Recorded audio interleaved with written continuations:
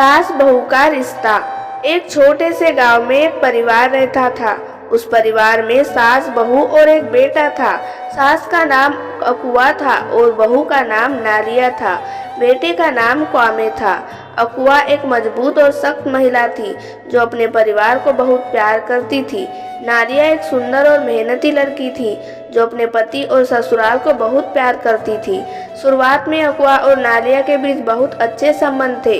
Aqua नारिया को अपनी बेटी की तरह मानती थी और नारिया अकुआ को अपनी माँ की तरह। लेकिन समय के साथ उनके बीच तनाव पैदा होने लगा।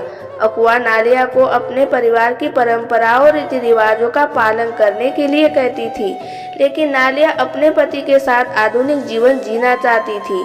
अकुआ नारिया को अपने पति के प्रति वफादार रहने के लिए कहती थी, लेकिन नारिया अपने पति के साथ समानता और स्वतंत्रता चाहती थी। एक दिन अकुआ और नारिया के बीच बहुत बड़ा झगड़ा हुआ। अकुआ ने नारिया को अपने घर से निकाल दिया और नारिया ने अपने पति के साथ अलग रहने का फैसला किया। क्वामे अपनी माँ और पत्नी के बीच के झगड़े से बहुत दुखी था। उसने अपनी माँ और पत्नी को समझाने की कोशिश की, लेकिन वे दोनों नहीं मानी। वर्षों बाद अकुआ बीमारी हो गई और क्वामे ने नारिया से अपनी माँ की देखभाल करने के लिए कहा।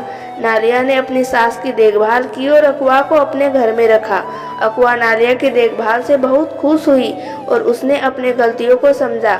उसने नारिया से माफ़ी मांगी और नारिया ने उसे माफ़ कर दिया।